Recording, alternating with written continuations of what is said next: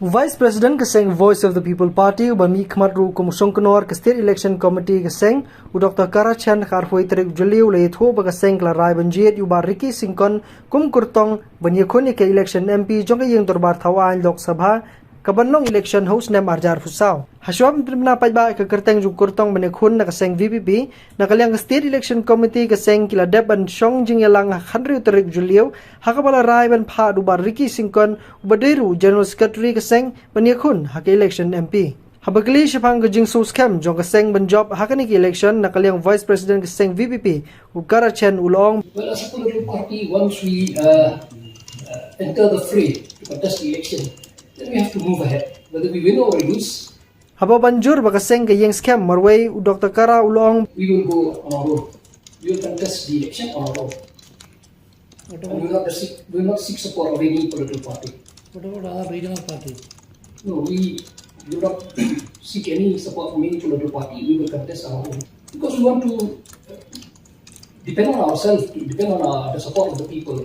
We don't need the support of anyone. And like what is happening now, also like in the previous election also, we have contest on our own. We have not aligned with any political party.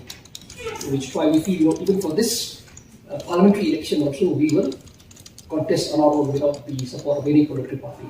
Habakali halor kimat baka Seng VPP ketemu ban kata nakani ke election u Vice President ke Seng VPP ulong baki don bun ki jing e ki balong kimat ki badon kam hakim lang salang ki baka VPP kan yeng.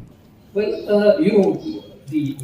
there are a number of issues, and one of the most important issue is the reservation policy. That is one, and then there are other issues also, which we feel, like if the people elect our candidate to the Lok Sabha, we feel, that we'll be in a position, to air our views, on the floor of the House, especially the issues like the IMP and other issues which are important for the state of Meghalaya.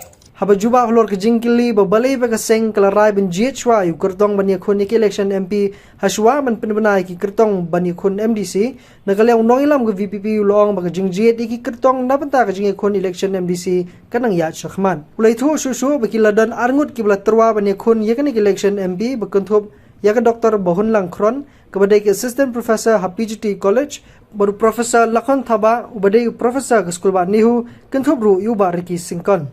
We have received a number of applications, and there are some also who met our president personally to convey their willingness to contest the election. So we feel that he's the right person to represent to contest from our party.